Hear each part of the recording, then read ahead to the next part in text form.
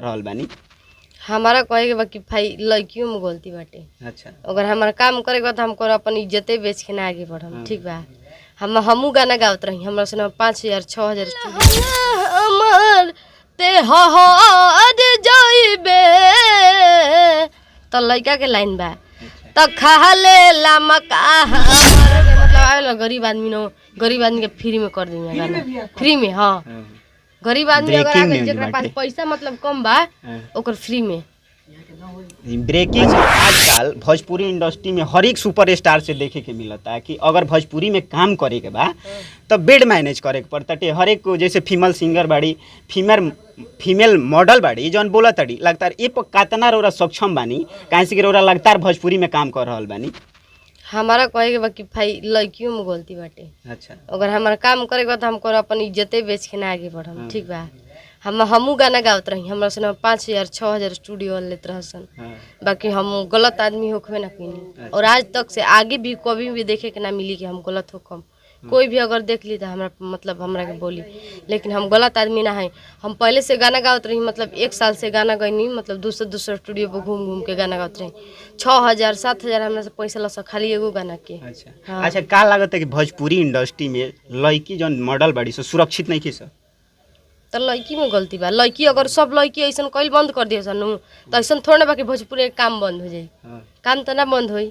अगर सब लड़की ऐसा काम कल बंद कर दिए तो फिर से मतलब काम तो कोई करवेबे करी, बाकी सब बंद हो जाए ना। अच्छा, एगो गाना के अभी रोरा कहत नहीं है तो थोड़ा चाहम जे कि उहो सुना दी।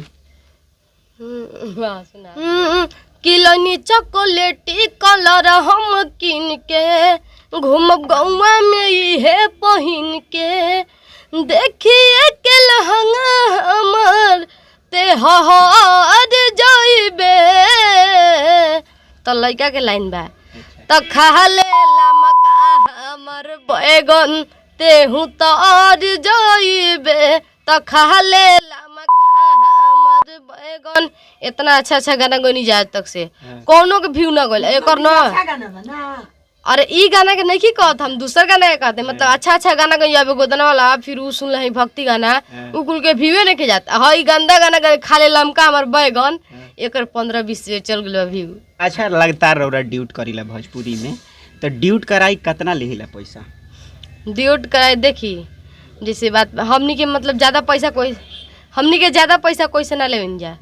और मेन बात बाकी देखी कलाकार बानू तो कोई गरीब बा कोई अमीर बाटे, ई नहीं के उ कैसे पैसा अगला जुगाड़ करके लाओ तो हमनी के ज्यादा पैसा कोई से ना लेवन जा। और हम कोई के गरीब आदमी रहला अगर ऐसे संपर्क करे के होई गवावे के होई रोरा से तो कोई अगर हमरा के मतलब आवेला गरीब आदमी नो, गरीब आदमी के फ्री में कर देंगे गाना, फ्री में। हाँ, गरीब आदमी अगर आगे जेकरा पास पैसा मतलब कम बा ओकर फ्री में। ब्रेकिंग न्यूज बाटे कि rock star studio recording studio Buxar में अगर ओरा गरीब कलाकार बानी रोरा सक्षम नहीं कि पैसा देवे में तो प्रिंसी सिंह के साथ में राउर ड्यूट सॉन्ग फ्री में आई। हाँ, फ्री में आई। और हमार मतलब बक्सर में स्टूडियो बाटे गुलंबर पे रॉक स्टार भोजपुरी मतलब आई जा हमारे स्टूडियो पर और गाना वाना गाई जा। और जे गरीब कलाकार बा ओकरा पास पैसा नहीं कि हमने के पूरा फुल कोशिश कर जी कि ओकर मदद कर जी।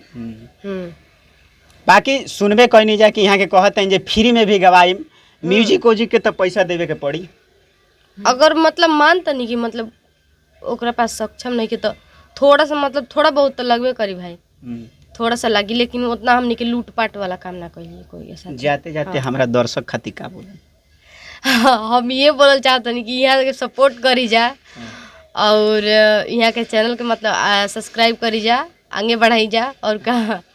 नमस्ते, धन्यवाद। बाकी वीडियो कैसा लागल अपन राय कमेंट बॉक्स में जरूर दे हम जा। जय हिंद, जय भोजपुरी। और स्टूडियो में अगर गाना गावे के बाही जा तो rock star recording studio Buxar में जौन गोलंबर से सीधे जासो वाला रोड है ना। हाँ, जासो वाला रोड स्कूल के पास, ग्लोबल स्कूल के पास आई जा और पूरा उचित व्यवस्था बाटे स्टूडियो के।